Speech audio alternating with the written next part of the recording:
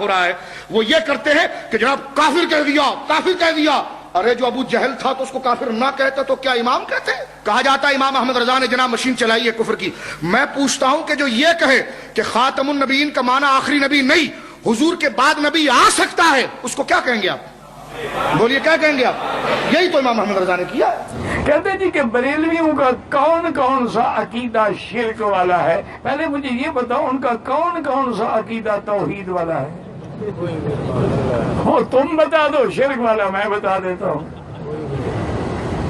اگر قبروں پہ سجدہ کرنا یہ توحید والا عقیدہ ہے، قبروں پہ طواف کرنا یہ توحید والا عقیدہ ہے، ہر سال بزرگوں کا عرس منانا، عرس جانتے ہو کیا ہوتا ہے؟ عرس ہوتا ہے شادی، یعنی اللہ سے ہر سال شادی کراتے ہیں.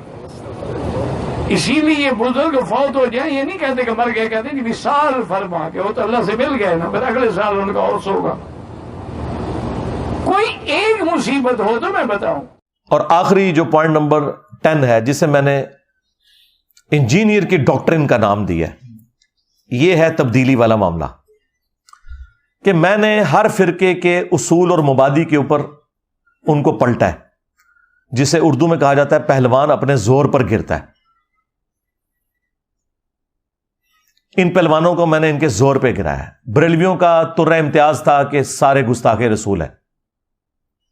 جب پوچھتے تھے کیوں، کہتے ہیں انہوں نے نبی الاسلام کی شان میں گستاخیاں کی ہیں، اشرف علی رسول اللہ، اور پھر حسام الارمین میں جو گستاخانہ عبارتیں اعلیٰ حضرت نے ہائی لائٹ کی. میں حاضر دماغ ہو کر اس مسجد میں اعلان کر رہا ہوں، جس کوٹ کے اندر، جس چینل پر مجھے تم اپنے شیخ الاسلام تقی عثمانی کے سامنے بٹھاؤ گے، میں ثابت کروں گا کہ امام احمد رضا نے دیوبند والوں پر فتویٰ سچا لگایا تھا. تو میں نے کہا کہ پھر اب قائم رہنا ہے. اور اس وقت تو جوش میں آ کے یہ کہہ دیتے ہیں جی وہ ساڈا بھی کوئی گستاخ ہو ایسے انہوں نہیں چھڑا گے جی. تو میں نے جب چشتی رسول اللہ نکالا، کشف المحجوب سے صاحب اور سکر کی عبارتیں نکالی، تذکرۃ الاولیاء سے بایزید بستامی کے دعوے نکالے کہ قیامت کے دن محمد اور تمام نبی میرے جھنڈے کے نیچے ہوں گے، نعوذ باللہ. جب یہ میں نے ان سارے بابوں کو ننگا کیا نا بریلویوں کی پبلک میں، مولوی تو ان کے ہو گئے ہمارے خلاف، کیونکہ انہوں نے کہا یار یہ تو ہمارا ہتھیار، یہ ہماری جوتی ہمارے سر پہ مار دی، لیکن عوام ان کو چھوڑ گئی. یہ ہے انجینئر کی ڈاکٹرن. تو ظاہر ہے کہ یہ تو پھر میں سرجن والا کام کر رہا ہوں نا. ہاں تو چیخیں تو سر اٹھیں گی. لوگ کہتے ہیں جی وہ طارق جمیل صاحب کی بات سن کے تو کسی کی چیخ نہیں نکلتی. بھائی طارق جمیل صاحب تو ہومیوپیتھک ادویات آپ کو دے رہے ہیں اور وہ اختلافی موضوعات پہ تو بات ہی نہیں کر رہے. طارق جمیل صاحب کے سامنے اگر کوئی اپینڈکس کا مریض چلا جائے تو وہ تو اتنے نرم دل والے ہیں کہ خود ہی بے ہوش ہو جائیں گے اس کا آپریشن کرنے سے پہلے. ہاں غامدی صاحب کے سامنے آپ کو بندہ لے جائیں جس کی ہڈی ٹوٹی ہوئی ہے یا اس کا شولڈر اتر گیا، وہ بیچارے چراتے چراتے خود ہی غم کھا کے بے ہوش ہو جائیں گے. تو میں کیا کرتا ہوں، میں تو گرائنڈر پکڑ لیتا ہوں، ٹھیک ہے، اوپتا ہوں. پتہ ہے اینا لمبا سوا ہوتا ہے وہ اینستھیزیا دے دیں جڑے کانڈ چلاندے نے، ٹھیک ہے نا.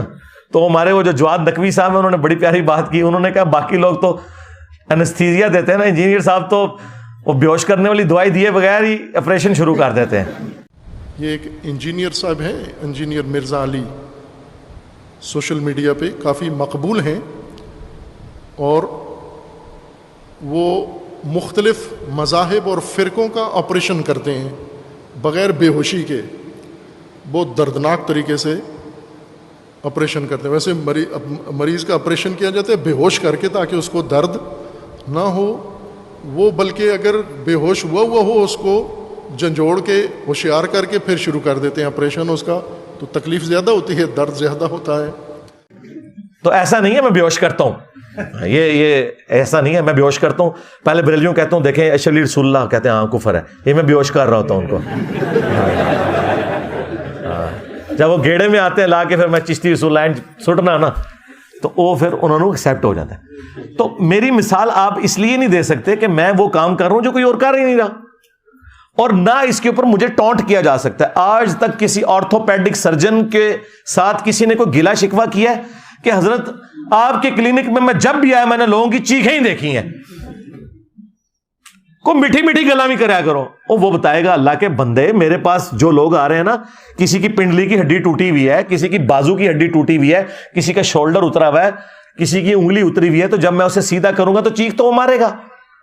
اور ساتھ آپ کو پھر وہ بتائے گا کہ دنیا کی کوئی دوائی، کوئی دم یہ والا کام نہیں کر سکتا جو آرتھوپیڈک سرجن کرتا ہے، یا کوئی آپریشن کرنے والا سرجن.